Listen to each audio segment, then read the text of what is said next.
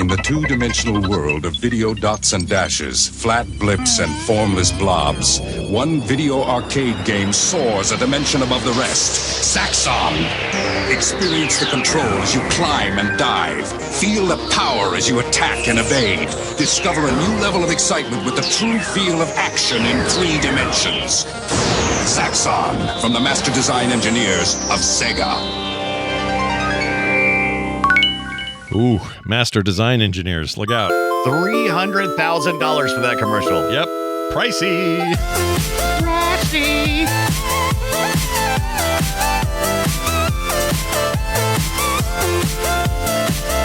Hey, everybody. Welcome to Play Retro. Yeah, that's right. This is Play Retro. I'm one of your hosts, Scott Johnson, and I'm very, very nervous that I won't be able to gauge this fake 3D world well enough to fly through that tiny hole in the wall. I was real good at all the shooting, but can I handle all the scooting? Darn tootin'. Anyway, Zaxxon, Zax off, mother effers.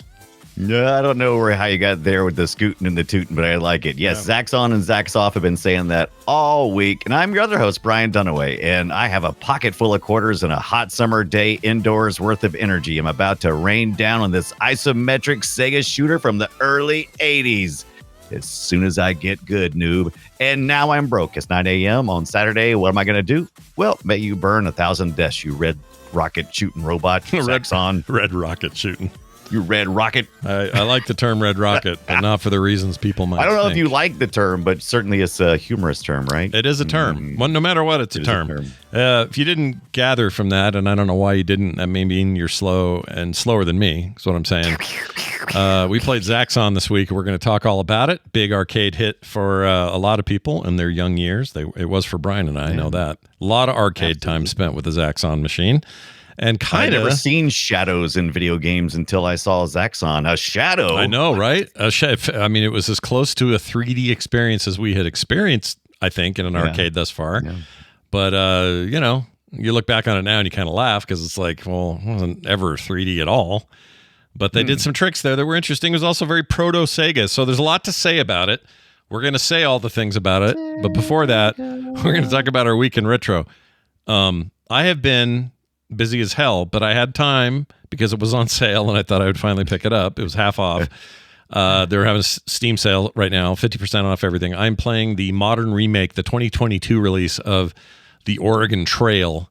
What? That game is great, dude. How are you here? You don't have dysentery? No. In fact, one of my goals on the last run was to not have anyone get dysentery, and I made it, got the goal, got the items for the goal, but this guy named Roy in my party tripped on a rock and broke his leg right there in the middle of his femur, and he was holding us back so hard the whole trip. I was just like, this guy needs to get the F out of my freaking troop. Sometimes you just gotta cut him loose, man. You gotta let. What'd you say his name was? Roy.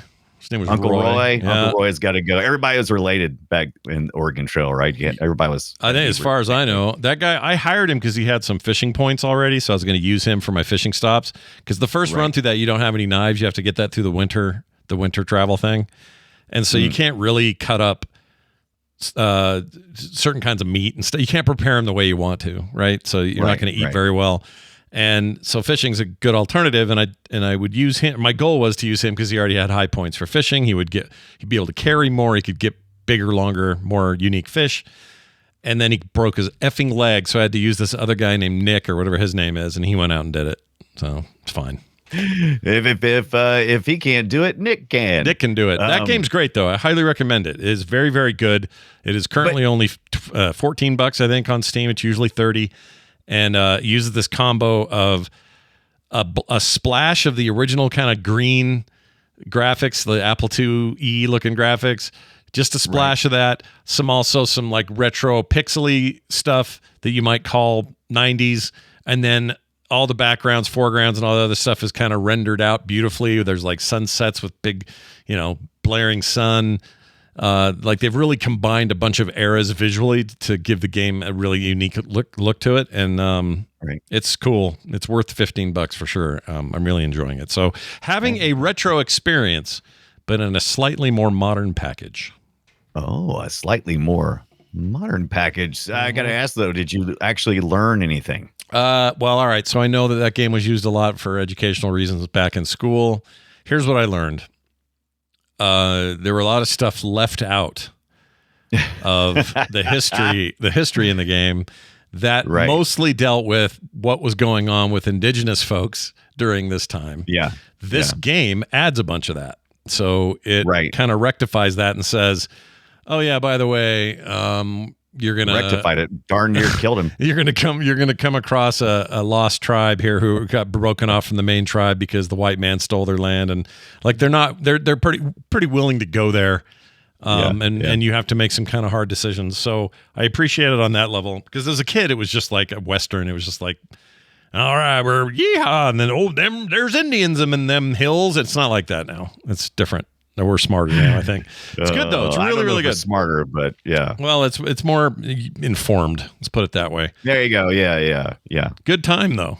I recommend it. Yeah, I think it's worth grabbing. Get it now while it's half off, because half off is better than paying full price for anything. So do that. Yeah, screw that. I'm not giving my whole money. I'll give them half money. What'd you get up to this week? Something cool? Well, I continued my adventures with my PS2. So we're still doing that. And let me see if I can scan up here a little bit. I pulled out.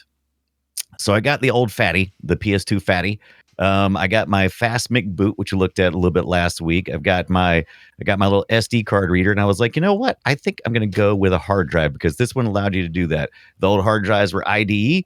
I converted it to a SATA by purchasing a little $20 adapter. It allows me to throw a SATA drive in there. So I did just that. And then I got this little wavelink thing, so it allows me to plug that into my PC so I can upload my games. And so now I am a expert at OPL. These are all words that'll mean something to you when you mod your PlayStation 2. And it's a good thing I did, because I wanted to play the Sega Genesis collection, which has an unlockable for Zaxxon. One of the few ways that you can play. And that was the antithesis of all that. That's pretty cool. That's really cool, in fact. But important note: the reason you said I got the fatty, you need the fatty for the backwards compatibility stuff, right? Isn't that a deal?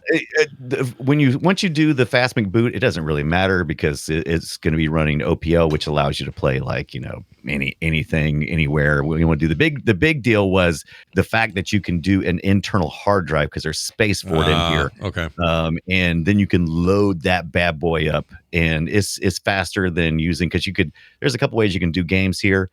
You can burn them to CD. You can put them on a USB. Slowest way to do it, USB 1. Yeah. And then you can do that, like I said, this little SD card reader, which does okay. But the problem is there's 2 ports. If you plug one of these in, so if you're listening and you're like, oh, I tried that one time and I had a terrible time with it. And the reason why is because if you plug this thing into the memory port 1, which is the Magic Gate port, it disables your controller. Oh shit. So you have to keep this in port 2. So what you have to do is you have to put your Fastmic boot into memory port 2, and then boot that up, go into your OPL, swap it out, put this in there, put a memory card, 8 megabyte in the first one. That's a lot of swapping, Scott. It's a lot of swapping. I said, bump that. I said, I'm just going to get a hard drive, put it inside, and just be done with it. That's exactly what I did. You could probably do it with a slim on the outside. It'd just be dongly and ugly, right? You'd have to have ribbon running out. I'm not sure what USB is. I haven't moved on to that process yet, but I'm looking at that next. But there's all kinds of really cool PS2 projects going on right now, but a bunch of homebrew stuff. On the software side, the people just love this best-selling console of all time. Is that it? Yeah. Still the king of that. I think the only thing that beats it is the Nintendo DS, but they didn't compare because it was a handheld, not a console. So they didn't count it as the leader. So as far as plug it into your TV console, PS2 is still reigning champ. As far as handhelds go, DS and Switch are the top 2, I believe. And this is the cheapest way to do it too. The Fastmic boot, you can order one of those for about less than $20, little memory card. And it really is as simple as plugging it into your memory card too, and it just boots right up, and you start moving stuff around. And then the hard drive bay thing, which is called a network adapter, but it's not. You can convert that to SATA if you don't have a hard drive in there, or if your hard drive's dead. That was another $20. I mean, like $40 in, if you have a PS2 fat laying around somewhere, or you pick up one just somewhere inexpensively, it's pretty cheap for retro gaming. My sophomore year in college, Fast McBoot was my wrestling name. Yeah.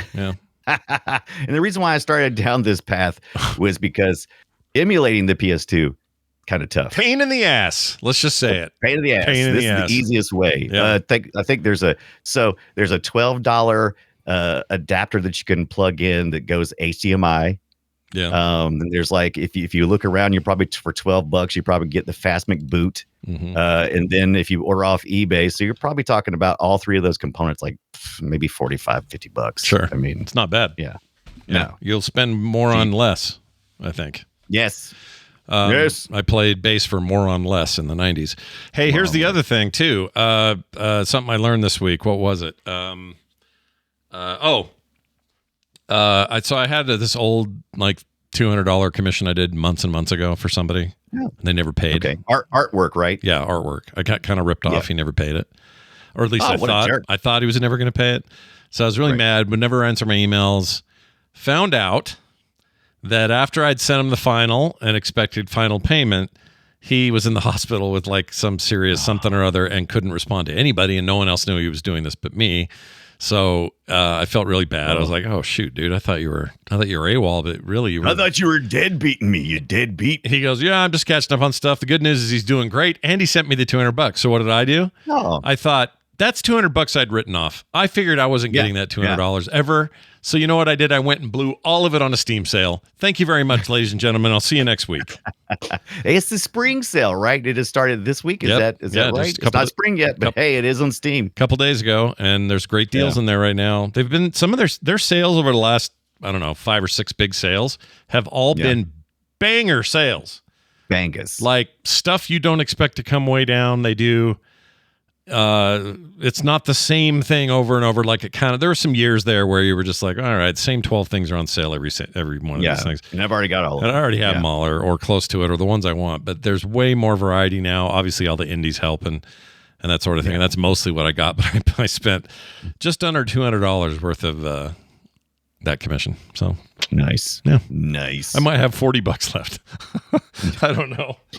But I that's felt pretty good. Hey, $40, that's just enough to get that fat PS2 running that we talked about. So I felt good about it because I just honestly I thought the money was gone. I wasn't going to get it, and then I did. And also, I'm very glad he's okay. That's the main thing. I even told him. I said, "Dude, I didn't know you were going through this. I feel terrible. Can I cut this in half? Can I make it easier somehow?" And he's like, "No. Lannister always pays his debts, or something to that effect." I was like, "All right, let's do it." Anyway, fine. They give me my money. Give me my money. Well, next week we'll have more talk about some of the projects we're working on. In the meantime, let's talk about this. Shall we play a game? We will talk about a game and play it. We're going to talk about Zaxxon. And for those uninitiated with Zaxxon, I feel bad for you, number one. Number two, we are here to help you not feel that way anymore about one of the coolest isometric shooters ever put to arcade use, I believe. To this day, it's still kind of notorious and kind of legendary. People think about Zaxxon very fondly in the year of everybody who everybody who walked into the arcade. So let's set the settings here. Usually when you went into the arcade, you had some Space Invaders, some Pac-Man, that sort of stuff. It's 1982. You're walking into the arcade and you are seeing something that you'd never seen before, basically 3D. Sure, we had seen vector 3D graphics, but we're not talking about that. We're talking about something that looked like it was, what we eventually started calling polygons, like, flat shaded surfaces and that kind of stuff. Not a lot of shading here, but they use to great effect, like dark spots that are shadows, and it was an isometric view or axometric projection, I think is what it called, because I think that's what they got the name from. Zaxxon is a play on axon. Ax off. Yep, we could do that joke one more time. But here he is. Look at him. He's avoiding your face. Yeah, look at him. It's the ship. You're the fighter ship. You pilot the ship. And I love that little graphic. Where'd you get the little graphic from? I just capped it out and I found it on a screenshot, made my own little PNG, and there it is now. Oh, I love it. Let me try to eat him. Here's the thing though. That little ship was anxiety inducing for me. So we'll go back to the video and I'll play some music here or some sound from it. That is a very like ominous sounding game. You hear this and you go, It's like it feels like you're just up to a serious mission and there's no music. Right. It's just like that horrible sound of open not space. I don't know what it is. It's like this facility humming at you. Yeah. And then you have the added anxiety for the first time in your gaming life of going, oh crap, there's verticality. I have to slip through this hole in a wall and not quite sure how quote unquote high my ship needs to be in order to clear the damn thing. Or how low I gotta go. And you have to start learning what that shadow does for you. Because that shadow under your ship is visually and gameplay everything for you. That's all. That's your biggest friend if you just know how to use it and know that when it's at its lowest, you are way down there. When you go higher, you're up there. There's not a lot of change in the size of your sprite. So when you go up, you need to notice that, oh yeah, I'm up and I know I'm up because that shadow is casting way, way down there where I don't want to be. And they also have this height and low or high and low line off to the left of the screen. Altimeter, altimeter. Good point. I didn't even think of it as an actual thing, but you're right. It is an altimeter. Yeah. And it's important because that's what they gave you two tools here. They gave you the altimeter so you would kind of know, oh, am I low, am I high? And then they gave you the shadow so that you could tell where you at across the z-axis, essentially, since it's projected at kind of an angle, right? An isometric view. And so if you see missiles coming up out of the ground, if you don't have that shadow, you won't know if you are directly over top of it. Yep. But if your shadow is heading straight towards that rocket coming out of then you know. It's like, oh, my ship's not heading towards it, but my shadow is. I better move that shadow. The shadow knows. Also, your bullets know. So when you're using your bullets, here's an example against this wall. You can kind of use your bullet impacts to know where you're at. Like, okay, I'm aiming too low because my bullets are smacking on the wall. You go down a little bit and now they're going through it and you're like, okay, I can go through there. So there's these like subtle things that made you a better player in this game if you paid attention. And that's the ramp of the game. Once you get those basics down, there's a zen-like quality to this thing that just makes you not want to leave the arcade. You just want to pump quarters till your eyes bleed.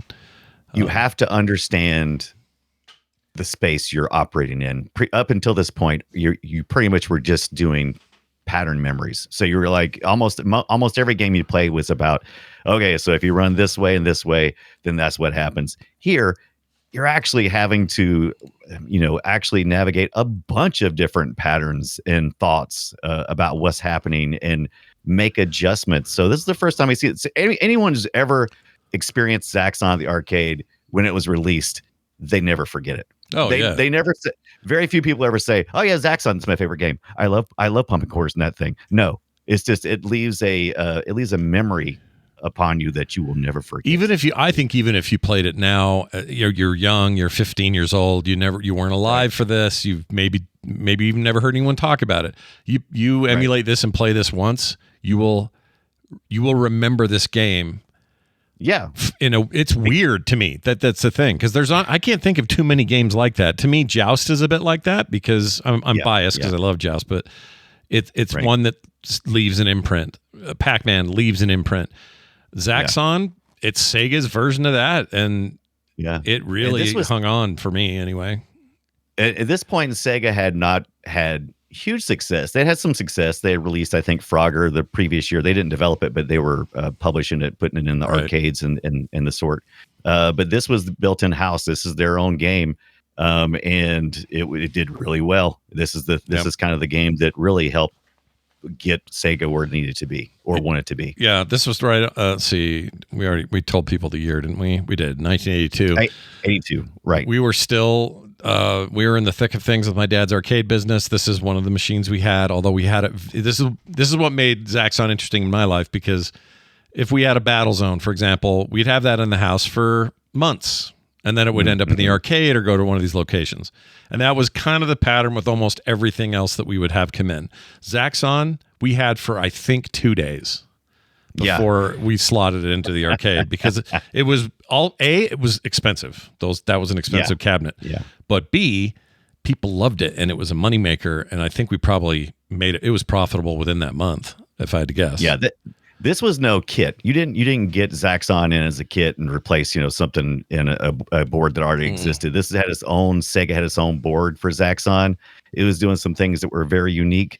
And yeah, it'll always occupy space in my brain, if you will. And this week playing it really made me start thinking about something we didn't have a lot of at the time, which is what's the story? What's the story here, man?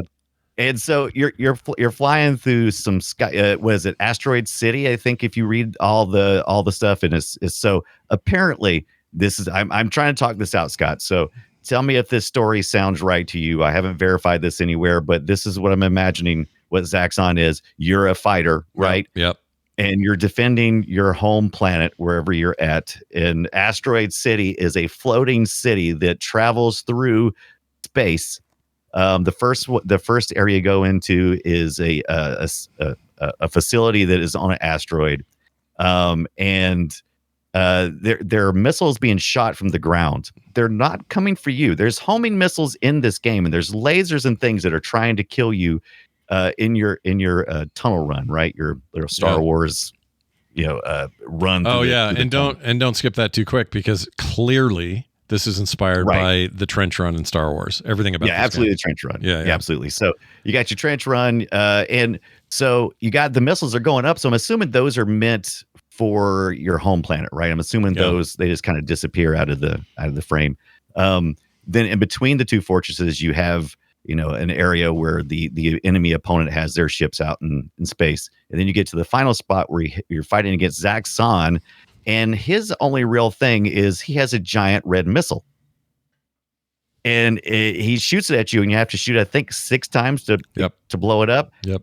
If you shoot it before it leaves his robot body, then he retreats. Yep. And you do it again, but faster and harder. More things are shooting at you. Now we haven't talked about it yet, but the follow-up to Zaxxon, which is Zaxxon or Super Zaxxon, makes an attempt to take that formula and really amp up every aspect of it. We'll get to that in a minute, but the pattern here in the first game is actually relatively simple, but it had a way of seeming more complex because of the perspective, the gameplay implications of that perspective, and the Z-axis stuff. Like it just made it seem like, wow, what are we playing that's here? Important, but we had just seen we were slowly starting to add more game mechanics, like Space Invaders. Just basically you defending. You had some very visual shields. When they got ed up, you knew it was time to get out of the way. Yep. And then there was some other games that had like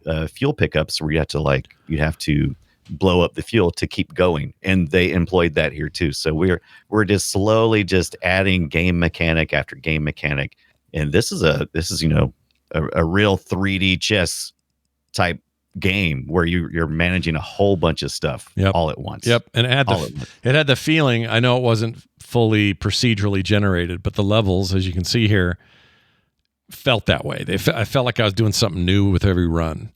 That's an important feeling in a game. Like it's kind of like, I always bring up Diablo as the example, but Diablo and Diablo 2 way back in the day, I felt like, and you could have lied to me and told me this and I would have believed you, but it felt like there was an unending number of weapons in the game, and they were never going to run out of new weapons. The truth was they had a limited number. The way they made them unique was affixing new numbers to them all the time and saying, well, this one has +5 damage compared to the last one you dropped, but it's kind of the same weapon, or it might be a different color or whatever, but it was, or a slightly different name, or you put a gem in it or whatever. And that made for the kind of variety that felt eternal.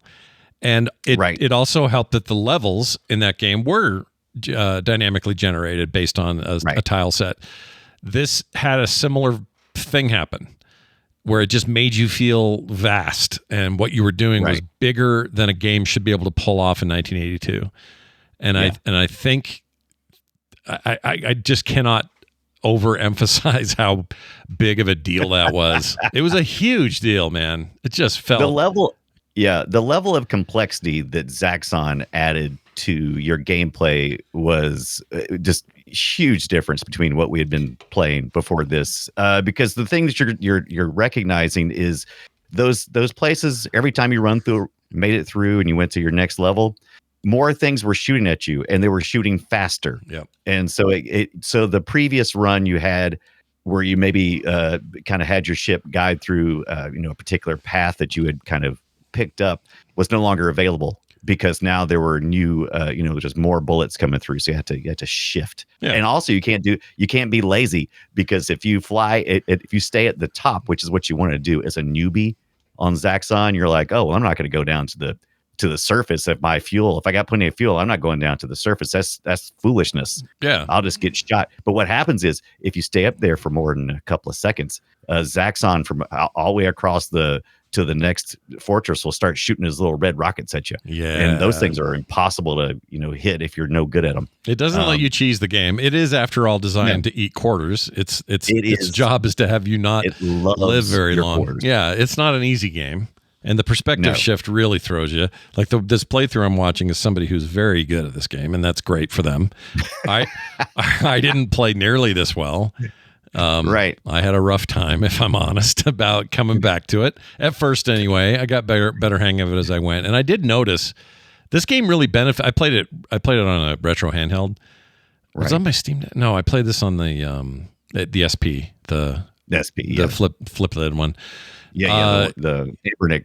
Or was it the SP 3500? Maybe it wasn't the SP, because I used an analog stick, which is my whole point. It must have been the other H one. Anyway, it really benefits from an analog stick and the up and down and the move around and stuff, which is as close as you're going to get to an arcade stick in a handheld, I suppose. A D-pad I found to be brutally lame. I did not like that. Yeah. Didn't control that well. So it's designed, if I remember right, Brian, the arcade cabinet, which I have a picture of right here. Yeah. It had, here, I'll show this to everybody. This had a joystick that was like a flight stick. Right. It was a flight stick, 8-way flight stick. There it is. And a fire button. Fire. Fire. I don't know why we go Beavis. Every time fire comes up, we go I don't Beavis. know. And it's 2-player as well, as you probably can see. I think there may be a button over there for it. But it's not 2-player at the same time. No, so it's what do you call that? Take turns. Yeah, there's a word for it now though. We use what's the hot seat. It's a hot seat game. Yeah, hot seat. There you go. That's it. Yeah. If you look at the side art cabinet on this thing, it kind of gives you the full picture of how to play this game, or how the fortresses look. Oh, right. You see the whole side view of a fortress floating. Yeah. Look at that. But Brian's young mind, I didn't read instructions, but there's instructions on the cabinet on the console, right? You can read all about it. It's like, oh, you want to do this and this. I didn't know nothing. Trial and error is how I did. Now, I started out this week. I started out this week. I played this on my Atari VCS running Batacera. Oh, that way I could plug in my Logitech. Was it Wingman? What is it? What's the flight stick again? Wingman. That's not right. Wing unit. Thrustmaster. Shit. All right, so I hooked up my Thrustmaster so I could play. That's a lot more tight, my Thrustmaster. You're welcome. Than the old flight stick on the Zaxxon machines. They were very loose. I was going to adjust and everything. I was like, will I be any better? I don't know. The thing I dreaded the most about playing Zaxxon this week, which shouldn't be much because I love Zaxxon, the idea, I'm no good at it either. So I said, how can I cheat this thing? Because there's no way I'm going to get to see Zaxxon himself. I've only ever made it at the arcade maybe like once or twice to where I've made it to the end to actually see him. So I found which one you could do it with. So for the PS2, which we've been talking about pre-show a lot these past couple of weeks. Oh, and at the top of the show, I found the Sega Genesis collection, and they're kind enough as Sega Genesis collection to make it unlockable. Thanks a lot. Jerks. Thanks, guys. You big butts. Thanks for that. Yeah. Thanks for that. So I loaded up and I'm like, there's no Zaxxon on here. But then I read more. I was like, oh, so the way you get it is you finish the first level of Sonic the Hedgehog. And you have to get 50 coins, and you have to get the big coin at the end, which takes you to the bonus stage of the spinning around thing. and then if you do that right, you get the Chaos Emerald. Right. Bump that. So what I did instead was I found out there was a cheat code which you can. It's like left. It's on the D-pad. It's like left, right, up, down, L1, R1, L1, R1, and it unlocks everything, which is great because you got interviews and everything else. Nothing wrong with that because of the way we're covering this stuff. Right. Yeah. So if you can, and then I played it with my analog stick on my Sony PS2 controller. So that worked out really good. But you can set it to infinite lives. Right. And that's what I did. So I just kept running through. And what you discover when you die that many times is, there's a bunch of little unmarked checkpoints. And, you make it in a certain amount. And if you get destroyed, you go back a little bit on the field. And I finally did make it to Zaxxon. And once I was allowed the time, which I was never allowed the time at the arcade because it was quarter. It's an arcade. The cost of training. Yeah, we weren't made of money at that age. We didn't have. Yeah. We expect. Jeez Louise. Yeah, I couldn't learn all the things I needed to learn because I didn't have the money to do it. It's a paywall, Scott. It's a paywall. I know. So, I actually learned how to do it, and I got pretty good this week. And now I can go back down to the normal, 3-5 lives, whatever your little switches are set to. And I can make it to Zaxxon now and destroy him. You got to shoot that red rocket. It took me forever to understand that you don't shoot Zaxxon the robot. You shoot his stupid little, it sticks out just a little bit. His red rocket. His little red rocket. Yeah. Yeah, his little red rocket. Got to blow it up. I feel like somebody at Sega was having a laugh on that red rocket. Yeah. Yeah, and then you can either I think he scurries off or you can blow him up. He always ends up scurrying off for me because by the time I blow up the red rocket, he's gone. He's like, I'm out. Yeah. Well, and later with Super, you'd get retreats or not Super, what they call it? Yeah, Super Zaxxon. Zaxxon. Super Zaxxon. Later on, you get to fight some dragons. We'll get to that. Yeah, I can't. Yeah, we should talk about that. Let's talk about it now. Super Zaxxon, late 82, so same year. Early 82, you got Zaxxon. Later on, I remember word getting out about this in my friend circles. Dude, Super Zaxxon's down at the Galleria. You want to go down there? I'm like, yeah, dude, let's go. Who's taking us? I'll get my mom to do it. So we go down there, and this place that's no longer there, I think it's a school now, but it used to be this awesome arcade and laser tag place and all this stuff called the 39th Street Galleria off 39th in Salt Lake City. But anyway, I love that place, but we went in there and it was in one of the pits. They almost had like gambling pits for arcade machines. So you'd have like these circular pits. You'd walk down steps, and in there would be a big giant pillar, and then around the pillar would be like 6 arcade machines, and they had like 5 pits like this. It was so cool. And down in there was the Super Zaxxon machine, and I remember being so excited that week. Like, I couldn't think of anything else. All I wanted to do was play Super Zaxxon. And so we loaded up, we got this stuff, and even the opener's got a damn robot dinosaur blowing dragon blowing letters out. Look at that. Like, look, he's insane. What is that about? That's crazy. And he's kind of cute too. I gotta admit, he's kind of cute. He looks almost like a Lego dragon too. Yeah, he's very cheapy, pretty silly, but boy, did they ramp this thing up. So basically the first level is faster, more chaotic, more shit to blow up, more things blowing you up, more things shooting at you, quicker, you having to react quicker to where doors are or overhangs. There's a tunnel in the building. We just entered it here in the video. This was hard. Like, I had a way harder time playing this than the first one because of the speed. I think alone was enough to make me go, holy crap, dude. This did not enjoy the success that the first one did. And of course, anyone who was alive during the time would probably say, oh, that's because it was not enjoyable because it was too hard. Because the designers did something. We were also still learning. This is real early on. This is only year 1982. And we don't have very many sequels to games. This is one of the first sequels to something like this. And so you have to ask yourself, do we want to just present the same thing as before and just add some stuff, or do we want to, totally rethink it? And so what they said was, let's take where players left off, and they've gotten good at playing Zaxxon. Obviously, they're staying at the machine too long now, right? Yeah. So we need to get them off faster. but they have these skill sets they've learned along the way. It turns out that's not the best way to approach this, because a lot of people maybe didn't play Zaxxon because it just came out early 82, and maybe they're no good at it either. And so they didn't have enough time. It's not enough time to get good at it. Like, they've only had the thing for 6 months in their arcade. Right. You know? So there's no carryover skills. It's not like when you play something at home where you can get, just over and over again and get good at it and then get a sequel. We saw this with the Super Mario Brothers, what game was it that was like that? It was like the part 2 was like insanely hard because they thought everybody had played the first one, therefore they would have those skill sets and they would carry it over. Well, Super Mario Brothers 2 was like a whole different kind of game, so I'm not sure that's right. It, but like that in America it was, but the original one they wanted to release in America. Oh, right, the Lost Levels. Lost Levels. Yeah, Lost Levels are hard as shit. They're hard to date. Yeah.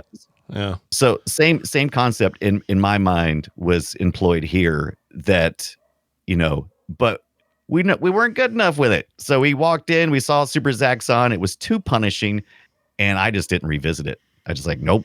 Well, the concept around it is a little like the Street Fighter series. Street Fighter 2, then you had Street Fighter 2 Turbo, Hyper Fighting Edition. Yeah. Like, you kept making it quicker and more responsive and all that. And I think that model worked for the fighting community. Yeah.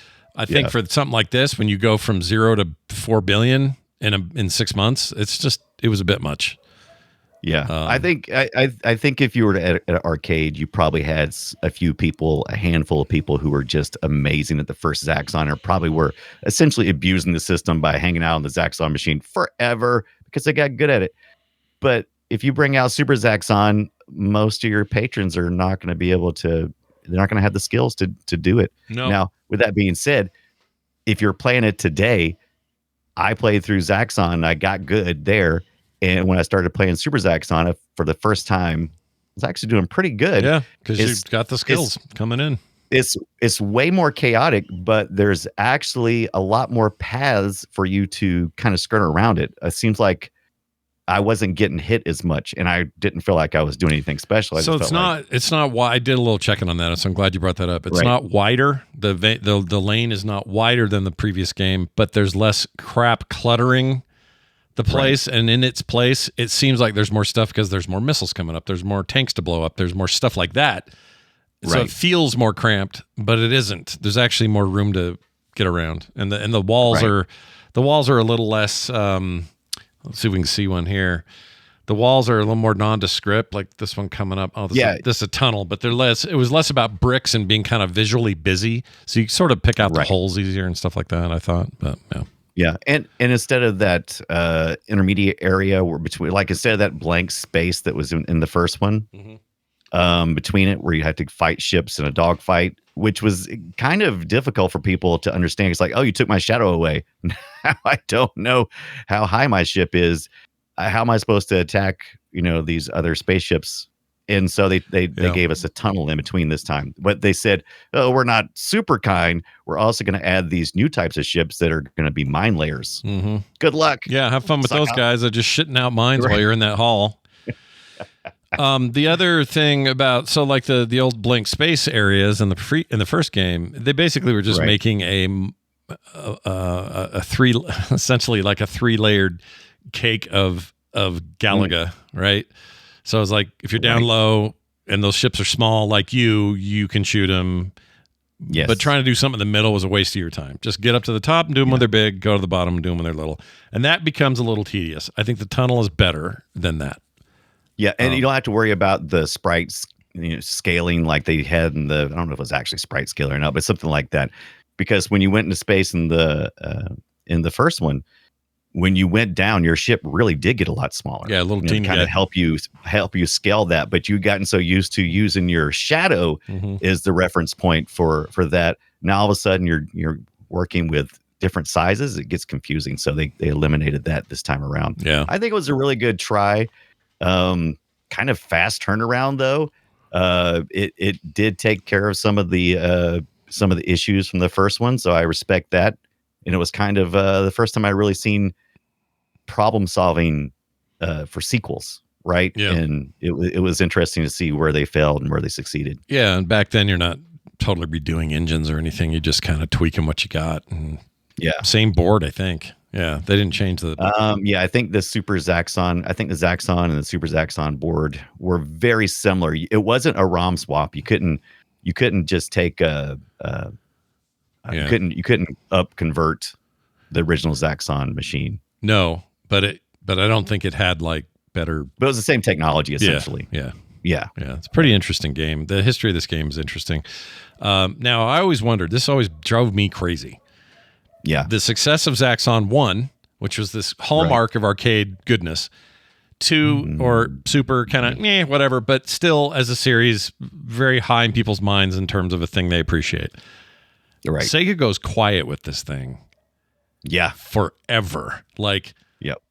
Nothing really until about the year 1995 when suddenly out of nowhere no one asked for it, and also I think it's a terrible version of the game, but the Sega 32X comes out with a game called Zaxxon's Mother Base 2000.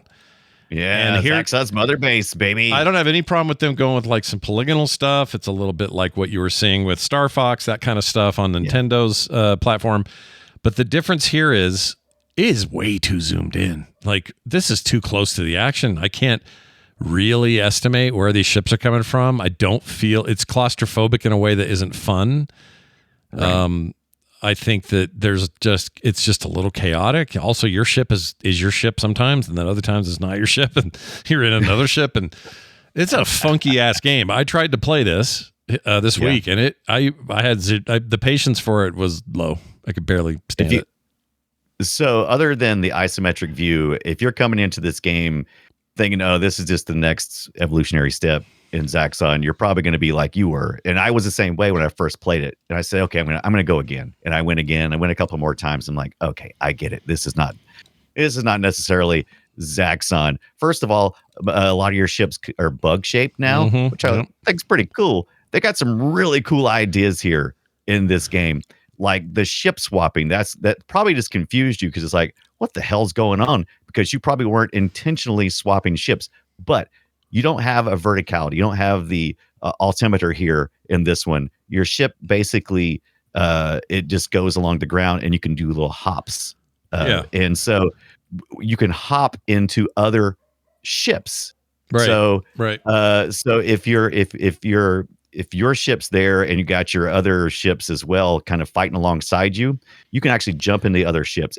You're like a little module guy, right? Like your module can jump ship to ship and then take over another ship. Right. So it's kind of cool in that. So once I started getting into some of what the game mechanics were, I actually really like this. I don't know how far I would have played it, but considering that it's the 32X, you didn't have a lot of titles to choose from. So you take what you can get. This was not bad. It's kind of actually kind of cool. Zoom that damn camera out, though. Look how tight it is. It's like, gosh, dang it, dude. Give me some view here. It's ridiculous. It is very tight, but look at these huge polygonal looking robots and stuff. Oh my gosh, it reminds me so much of like Robotech and oh yeah, no, there's something here. Like, you know what? Like that giant robot that's been here the whole time and is fighting next to you. It's freaking badass. Oh, it is so freaking cool. But he's almost always cropped out of view because the camera's so tight. I just need it to be a little less claustrophobic down below. I'm not sure. I'm assuming probably maybe some hardware limitations. Probably how much they could show in a view. Yeah. Oh, it just fell. Just fell down. That was pretty cool. I missed it. I didn't get that far. I tried to play it. It emulated fine. It sounded like this.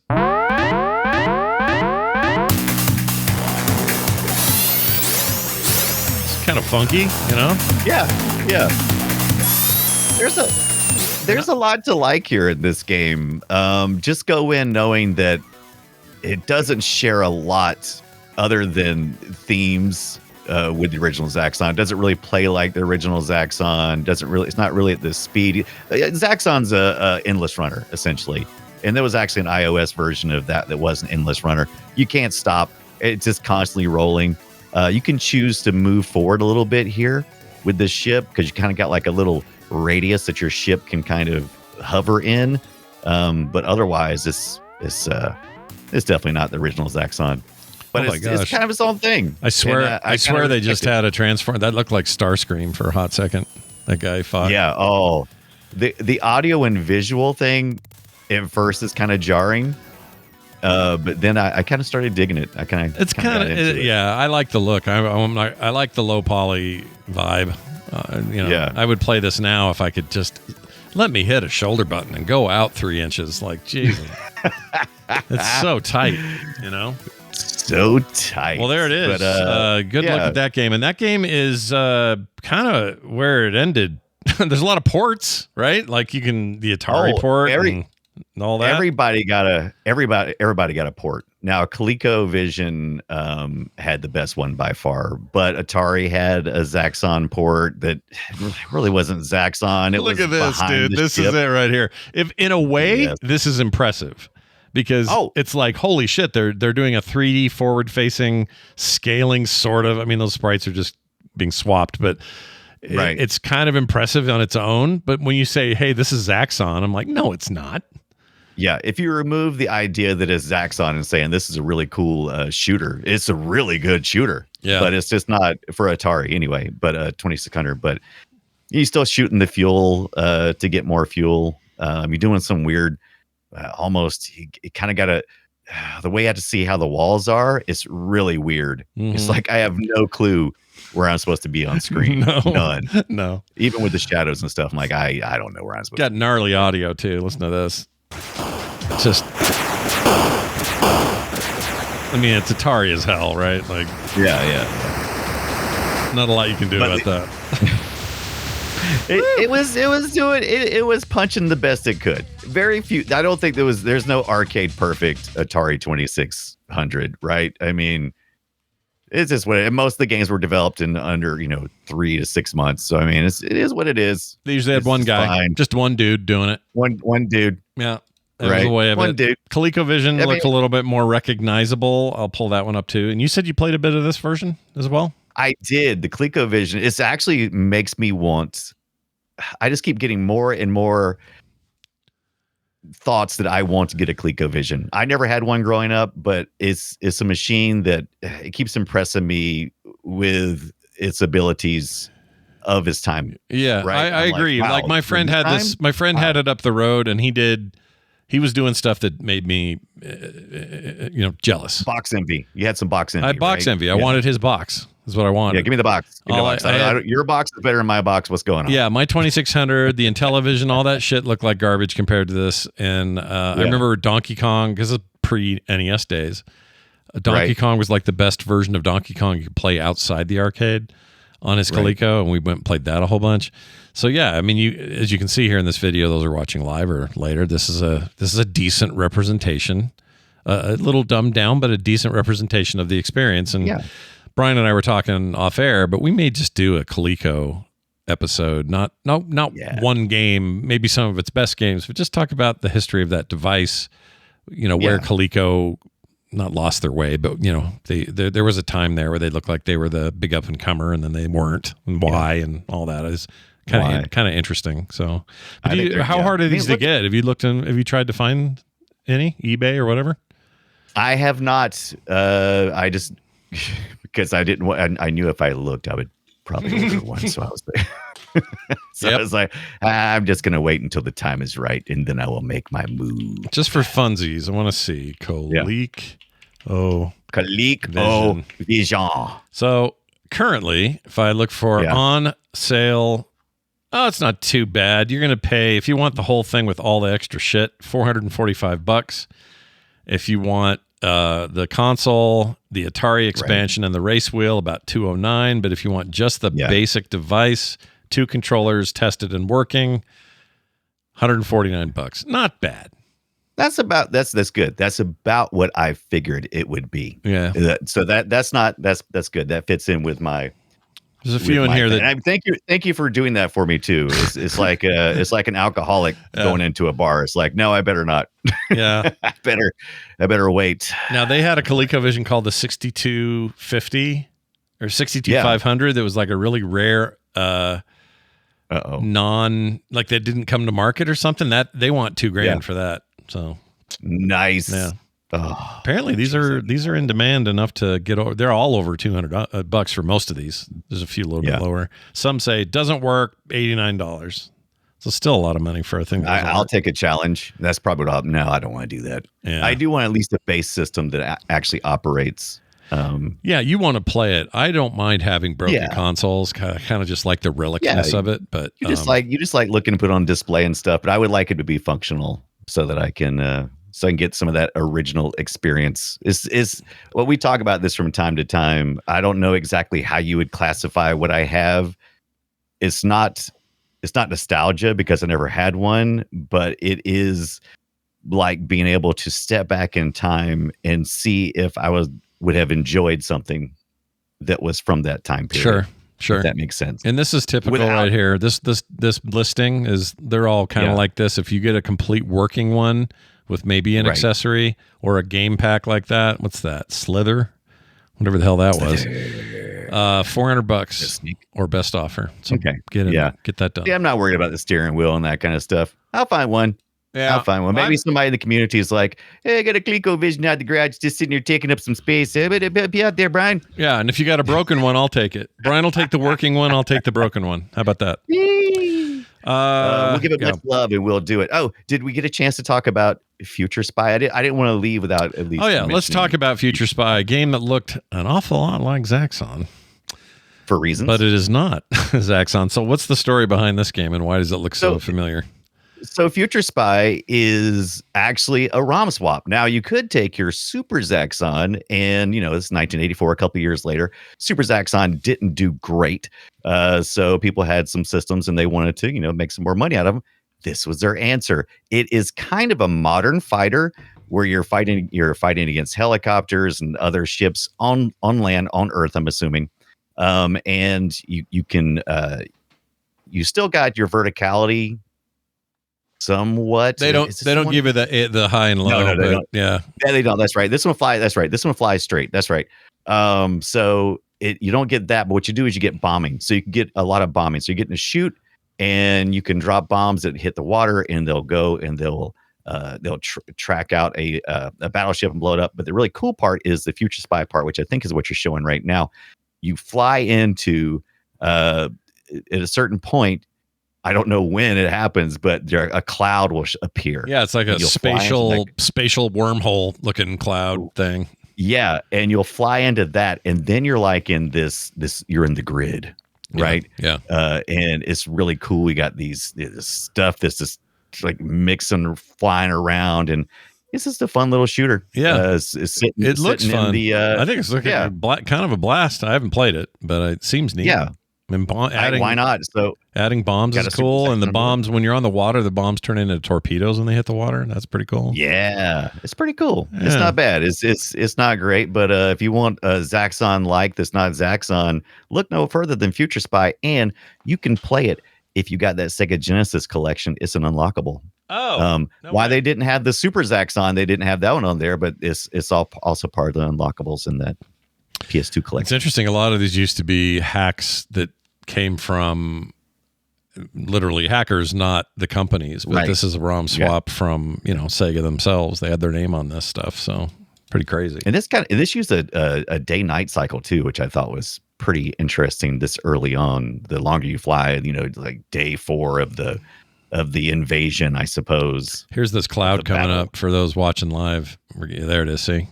Big storm cloud. Cool? That's a cool graphic. It's pretty cool, yeah. And then you go sucking into that. Now you're in Tron land. Whee! Yeah. It's very Tron inside there. It's very Tron inside there. I love it. I wouldn't mind I may get this and play it. Let's mess around. I think you should play it. Yeah. Like I said, it's a fun little. It's definitely worthy of throwing it on one of your little handhelds with an analog stick or whatever. Yeah. I don't remember it all from back then. This was new to me. I never even heard of Future Spy. Yeah, new to me this week. 100% new. Yeah. Well, there you go. Good job, Sega and Bally Midway to some degree. You guys made a mark, and you haven't done shit with that IP forever. So I don't know if you're ever going to do anything with it, but if you do, I'm here for you. Bring it out. Yeah. Make a new one. And I got to mention this because I had tons of people ask me if I'd ever played the Neo Geo game Viewpoint from 1992. Oh yeah, that game's great. I forgot about that. Let's look that one up real quick. I thought it was pretty cool. I checked it out, and I definitely will follow it up sometime soon. But yeah, it's very Zaxxon-like. If I remember right, it had a very cool soundtrack. as well. Yes. Yes. Pull this up here and just look at it real quick. Everything I listened to sounded really good. Yeah, very similar. Oh, you know what? That's a great game. I have played this. This game rocks. Yeah. I might play some of this later. Yeah. Man, Neo Geo shit was so cool, dude. Look at we got to do a Neo Geo. Oh, the sprite work in Neo Geo games, unbelievable. Mm-hmm. Unbelievable. Like it just looked amazing, and they would insert these bits of polygonal stuff, but it mixed right in with the high frame rate animated sprites, and there's nothing quite like what they were doing. I mean, look at this shit. Dang it! Why didn't you last longer, Neo Geo? Why didn't you go the distance? I'm playing this later.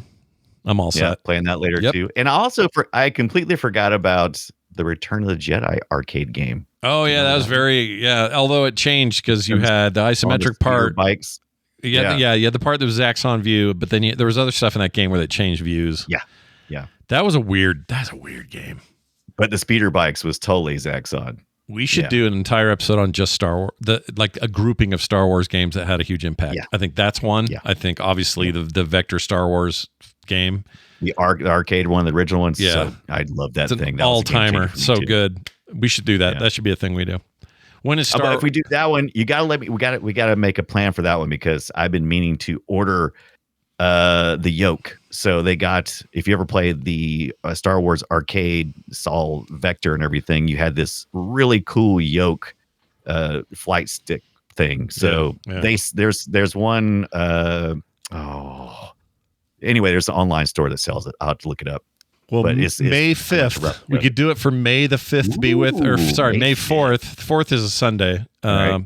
But that week prior, that Friday the 2nd, could be the day we decide to do Star Wars shit. I think it's Thunder Sticks. Thunderstick. Ho! Thunder Sticks. Another thing I love. Thundercats is so good. Love Thundercats. All right. Well, that's all well and good, Brian. We have to play a game that we made up and where we challenge each other, auditorially anyway, and we guess each other's game. Oh, I'm going to challenge your... Oh, you'll challenge me, will you? What are you going to say? I'm going to challenge your auditory. By the way, there's a Thundersticks link. I put it in Discord. Oh, let's take a look at that. Hold on. I want to see this. You're going to... Dude, cool? The memory flood that I just had in my head when I looked at that? Mm-hmm. Yeah. Holy shit. Star Wars light yoke. Look at that thing. I remember being very young and thinking that art on there looked like a robot face. Little mouth and eyes. The only thing I don't like is it doesn't like it had the little... I thought those little buttons, the little fire buttons were red, like a red cleared thing. Oh, it may have been on some models or something. I think they lit up too, didn't they, back in the day? Yeah, that's what I was thinking. I thought they did too. But otherwise, look how good this looks. Mounts right on your desk. Damn. Sign me up, baby. Well, anyway, that's pretty rare. All right, I did not see that coming. All right, let's go ahead. I have to get that out of my head now. Now I'm all excited for you. Yeah, it's a little box. I mean, if you've ever seen it, it is way cool. It's like it's got this wrap around it that makes you feel like you're in, an X-wing. This is way cool. I agree. Let's get to this game. So what we do is we take a year, we take a platform, and then we give each other 4 options as to what the answers are. We play that audio. We try to guess what each other's game is. I'm going to start today with mine, as I often do. I think I always do. I always go first. I think I always go first. I think I do. So you're going to notice a theme here in terms of what kind of game this is, but this is from the arcade. The year is 1993. Oh, you did 93 as well. I just noticed. We're both picking the same year by total accident. We liked it. We're on the same wavelength. I guess so. Anyway, this was a big deal in arcades, and I will now play the audio, and you guess what it is. I'll tell you your options in a second. Here we go. Put your hands up! You can't kill me! Help me! All right, goes on like that for a long time. Is this game one of these following? And it is, and these are all real games. Was it A, Virtua Cop? Was it B, Heist Busters? Was it C, Lethal Enforcers? Or was it D, Virtua Cop 2? Again, you got Virtua Cop, Heist Busters, Lethal Enforcers, or Virtua Cop 2. And so it's not Virtua Choplifter? It is not Virtua Choplifter, although I love that. Or Coplifter, even. It's not that. Coplifter, that is great. Let's see here. I definitely have played this one, but unfortunately, I think I've played Virtua Cop, Lethal Enforcers, and Virtua Cop 2, so that doesn't help me a lot. I don't recall Heistbusters. Heistbusters, who are you going to call? Yep. I'm going to call the Heistbusters to get the heist going. For some reason, I keep wanting to think it's Lethal Enforcers, but then I'm going to say instead, give me the D. Give me some Virtua Cop. All right, I'm giving you the D. I just put my drink on a gummy. Even though you spelt it wrong. Oh, did I? I typed them all out manually, so all of them are suspects, to be honest. Let's see if that is correct. Is that right? Oh, the answer was Lethal Enforcers. It was Lethal Enforcers. Lethal Enforcers. Now, I didn't play that part of the game for you, but all throughout this thing, when you're putting quarters in, it goes Lethal Enforcers. And you go to the you go to the menu. It's like, okay, I want to start. Lethal Enforcers. It does it again. You're like, all right, now I'm ready for player one. Lethal Enforcers. Like, it was constantly saying the name of the game, so I had to be careful what I recorded. So I had that game at home as well when it came out for the Saturn. Oh, yes. I think. Oh, dude, we got to get back to the Saturn as well. There's been a lot of cool stuff that's been coming out about the Saturn. Yeah, and I bought the two big guns too. I had the whole set, the whole thing. Oh, and I had love it. Yeah, we were all running around shooting screens. It was great. Loved it, and it worked with what kind of TV did I have at the time? It was oh geez, it had to have been something that would obviously work with a light gun. Yeah. But it wasn't a tube TV. It was like, I think we had one of those rear projection units, and it worked. Oh. Yeah. Well, yeah, those things actually still work. Yeah, you could do that with the rear projection as well. Well, let's see how you do. I can't believe you got me on that. I was so convinced that you put Virtua Cop twice in here that had to be one or the other. And I was like, no, it sounds like the later version. If it was anything, I should have went with my gut. Well, maybe, just maybe, that's why I put two in there to trick you. I know, you tricked me, you turd. Oh, and I should mention, I said they were all real games. I made up Heistbusters. That's not a real game. Okay, good. That's the reason why I never. Yeah, the rest of them, you weren't going crazy. I didn't say something stupid like, "Oh yeah, Heistbusters. Used to love that game." No, that's how you know Brian's an honest guy, doesn't he? He's like, "Wait, what is that game? I made that shit up. That is not a real game. Everything else is real." Brian, now that I've got a point in my pocket, let's see if we can put one in yours. What's your game? All right. Oh, hey, this the same year, 1993, like you said, but I decided to go home and play on my Super Nintendo Entertainment System. Ooh. All right, 1993, eh? Let's see what we got.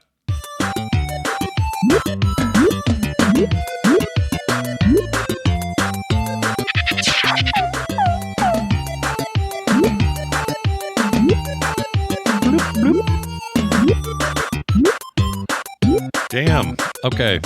Well, I think I know what the sound of movement is. That because it's not to the beat, so that helps me a little bit. All right, tell me my options. To the beat. So this is very much sounds like an SNES game, right? All right. Hey, here we go. We got some answers here. We got A. Is it Plock? No, I'm sorry. Plock. You got an exclamation mark. These are all real games too, right? Actual games. These are real games. I'm not playing. So is the answer A. Plock? Yeah. B. Beethoven, the ultimate canine caper. C. Arrow, the acrobat. D. Cool Spot. Okay, it's definitely not Cool Spot. Cool Spot. I would know that one. Plock. I don't know what Plock is. I got a Plock. Plock. Cool Spot. We covered Cool Spot. Yeah, we did. We did a whole thing on it. Plock, I don't know. I'll come back to Plock. Beethoven, the Ultimate Canine Caper, I knew existed but never played. I think I'd seen that. I was watched all the movies. I wasn't a big Beethoven guy. I like Charles Grodin a lot, but Charles Grodin's amazing. His show was he had a little night. Remember his night show? Yeah, it was was way too short, but it was great. Yeah, while it was on. It's still one of the greatest movies ever made. Is the one he does with De Niro. What's that called? The De Niro one? I love that movie so much. Still to this day holds the hell up. What is that? It's the sweariest damn thing you've ever seen. It is. Why can't I get the name of it though? What's wrong with me? I don't know. He's a big fish. De Niro's a bounty hunter. He has to take Grodin back. I'm not going to remember it. Okay, cool spot, not on there. Arrow the Midnight Acrobat. Midnight Run. Shit. Love that. Shit. Love that movie. Arrow the Acrobat. Might be, but I don't think that's it. So I'm going to go with B, and you picked a weird-ass Beethoven game, so I'm going to say B. Would you say B? Is it because it's the longest word up there, or is it because you never played Arrow the Acrobat? I played a little Arrow the Acrobat. Is that the correct answer? Oh, I'm sorry, Scott. The answer is B. You got it right. Oh, I got it right. Oh, man. Is that game any good, or is it just shit? Like, what's that like? It is. Okay, so at one point in time, like in the SNES era, there were just tons of these side-scrolling, just throwaway games. And this is one of those. I mean, if you had a intellectual property, there was a game type where you just bounced across the screen in some city streets, like some urban setting maybe, and you would just jump over stuff, avoid objects. Oh gosh, look at this thing. This looks so bad. Yeah. Actually, the dog animation's not bad. It's pretty good. Dog animation's kind of cool. The sprites are very detailed, almost like they're scanned in or something. But Beethoven's got the ability to bark and to scare away other dogs who would impede your travel. But you got a bunch of trash cans to knock over and collectibles. So just barking at other animals and barking at kids on skateboards makes those kids and other dogs and animals disappear, which is a little weird. Right. Yeah. Exactly. And that's just all this is. It's just those. Does Charles Grodin show up in this thing? Do we get Charles Grodin at all? I didn't get to the final boss, but I'm assuming he is there somewhere. Okay. Yeah, they really did just make games out of anything. Here's Lethal Enforcers just for fun, by the way. This is what this looked like. It was a pretty ugly gun game. Like this is not dynamic. This was nowhere as cool as Virtua Cop or Time Crisis or any of those games. But, there's Jim from The Office back there sticking his head up, and don't shoot him. Don't shoot. Yeah. Don't shoot me. Yeah. No. But I liked it. It was fun. Yeah. Oh, by the way, the Beethoven, the Ultimate Canine Caper is based on Beethoven 2, the movie where Beethoven's got to, take care of the puppies, because the first one was all about them dealing with the Beethoven, right? And the second movie's all like, oh, what if it was Beethoven, and then a bunch of puppies? So some kid somewhere though loves this game. Oh, this is somebody's favorite somewhere. Oh, there was a bark in the audio. I should have waited for that. I would have given it away. Well, I got it anyway. I got the answer. So yeah, it doesn't matter. You got the answer. All right. Yeah, I had to avoid the barks. I was like, it's going to get away if I have him bark. It's going to be a no-brainer. Yeah, a couple are in there, but I didn't get that far. Well, all right then. There you go. I win. You lose. Take that, Brian. Take that right in the shorts. Take it. Take it. Hey, everybody. You know what that means? Welcome to the treasure room. Loving our new voice and text line, voicecast.app/playretro. And the reason I like it is you can send both voicemails and texts to me, which I really appreciate people doing. Mm-hmm. I'm now going to share with you a voicemail that we got at that self-same address. You can use your phone, your desktop, your browser, wherever you want to get to it. It's easy peasy. Doesn't have to, no login. Beautiful. Doesn't cost you a dime. You can live in the middle of nowhere and send us a call, and we're happy to take it as long as you have some kind of internet connection. Anyway, here is this call from, where is it here? Oh, there's a redneck rampage thing from Ricky. Ooh. Yeah, well, you were just talking about this, you and I. So yeah, yeah, This is very interesting. Hey, y'all, this is Ricky from Oklahoma. And one of my favorite of those video games that y'all haven't talked about yet is that Redneck Rampage. When I was a young feller, I liked that DOS game a whole lot in the old computer system. Y'all don't be talking about that. I'd be liking if you'll be all talking about that. Thank you very much. Okay. I love Ricky. Yes, I've got Redneck Rampage on the ready. Always. I love that game. And I think with the price of eggs being so high, it's a perfect time to play Redneck Rampage, which a game that wastes a lot of eggs in that. A lot of eggs. Yeah. A lot of eggs. Thank you, Ricky, and thank you for also doing the voice. So yeah, I assume that's not his real voice. We're just going to assume. Oh, gee. I think he made that up. You sound like a guest star on the Andy Griffith Show, but that's fine. Whatever. Not like modern. It's funny redneck.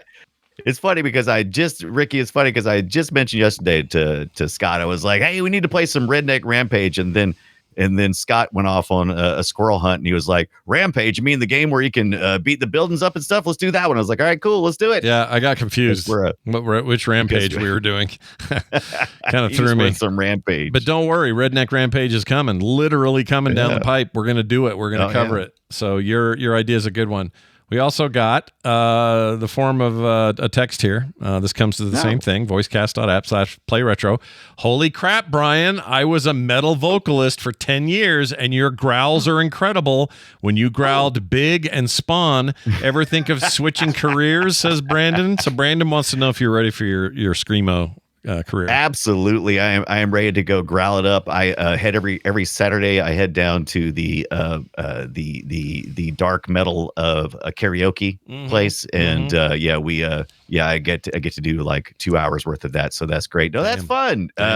Metal vocalist. That's so cool. Thank you, Brandon. I do like. For the record, that's not Brian doing that, but Brian can do a real close version of that. So. Yeah, I love doing that. That's like my favorite. I think it used to be the Sunday thing that really got me. Remember those commercials? Oh, yeah. Everybody had one in their hometown. It was always for the 20 years I've known you. You've always had the ability to take some octaves way down, and we need to find some like money making out of it. I don't know what. Yeah, I agree. You know, I need to. But the metal vocalist, that sounds like a lot of fun. I would like to do that. It'd be all right. The lifestyle's a little rough. I'd do it. But, you know. I'd do it right now if it wasn't for the freaking the pear trees that are out right now. There aren't really pear trees in the South right now. If you live where I live, what do they do? There's you allergic to them? They're terrible. Oh, they smell horrible.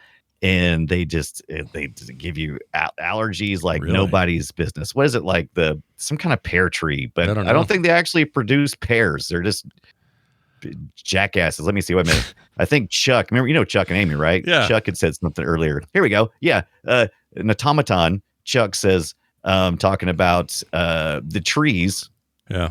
Don't produce edible pears, really. They're essentially trees that seem to flower like dogwoods, but they smell like rotten fish. Ew. What? Yeah. Oh, they're the worst. Is it a fruit you're supposed to? Bradford pears. Bradford pears. Are you supposed to eat them or no? No, they just stink. Okay. They bloom like these white flower blooms, and because there are a lot of fruit trees where the fruit stinks, but people eat them still. But this is one that no one eats. The fruit is left on the ground. No, you can't eat anything off of it because you die when you get within 5 feet of it. Because you have to breathe, right? You can't walk up to a tree. You can't breathe.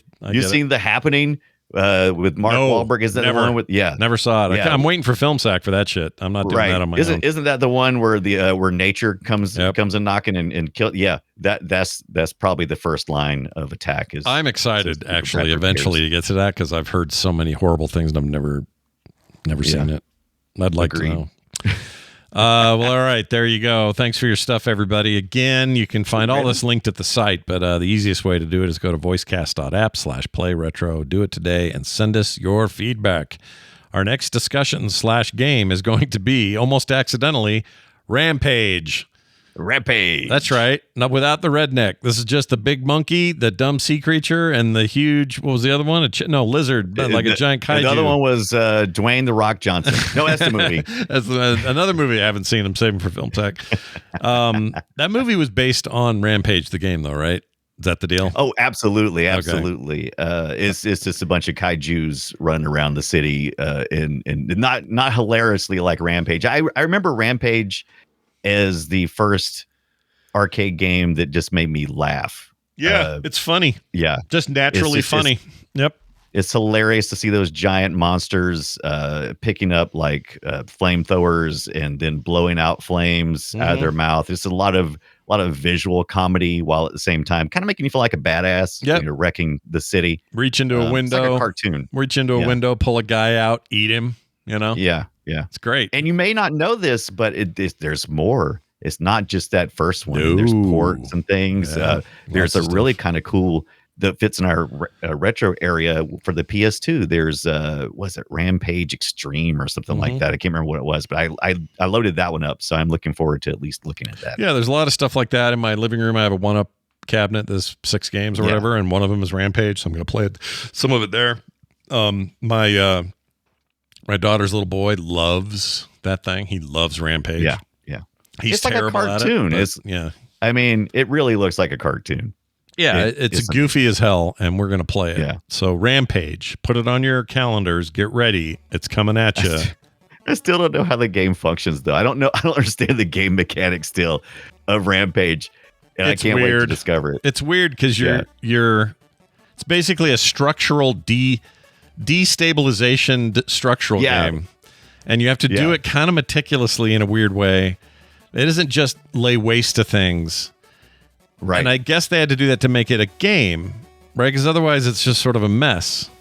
I don't know. We'll talk about it next week because it's a weird game. For sure, but it's got a lot of love around here, and we got stuff to say. So watch for that. That's next week. That's Rampage. Quick note here to thank some new patrons. Dwayne Powers and Derek J. Harsh are both brand new patrons, and we love them for it. Patreon.com/playretro is where they signed up to get no commercials or ads, pre-show content every week, and other cool stuff that you only get by signing up, and it's really easy to do. So be one of them. Head over there now, patreon.com/playretro. Let's beef that shit up so we can do more cool stuff here. All right? Right. We got it. Yeah, we got to open an arcade. And pre-show we talked about our magazine we got to make. We got a retro magazine we want to do. Yeah. So every bit of that money we go put it back in the show. Yeah. We're going to make something cool. Roll it all back in, baby. That's, again, patreon.com/playretro. You can also find our website at playretro at the Frog Pants site, frogpants.com/playretro. Brian, that's going to do it for us. Do you have anything you'd like to say to kind of put a pin in it? Yeah. Well, welcome to Retro Need for Speed Underground Rivals PSP. That's right. Don't forget, 20 years old. We just okay. Yeah, you made it. Whoops, that's not it. Sonic software plan. I can't find a good sound for it. I love how you smash the soundboard when something. I'm like an elf in the. It's like the elf in the elevator. Just. Yeah, I forgot to mention that. That is a very good, well done video game that entered Retro. Need for Speed Underground Rivals PSP. Great game, by the way. Came this close to picking up a PSP for $5. Oh, the guy, look at you. Yeah, I was stopped at the thrift store that I always go to, and TD told me, he said, you want some of these PSP games? I'm like, I don't have a PSP right now. He said, I should have been here 30 minutes earlier. We had one, and they didn't have any power cables, but we sold it for $5. It's like, why would you tell me? Why would you tell me that? Oh, why? my gosh. I would have done it even if it was broken. Right. $5. All right. Well, you miss out. You do what you do. All right. Well, that's it. Everybody go play something retro. And we'll see you next time.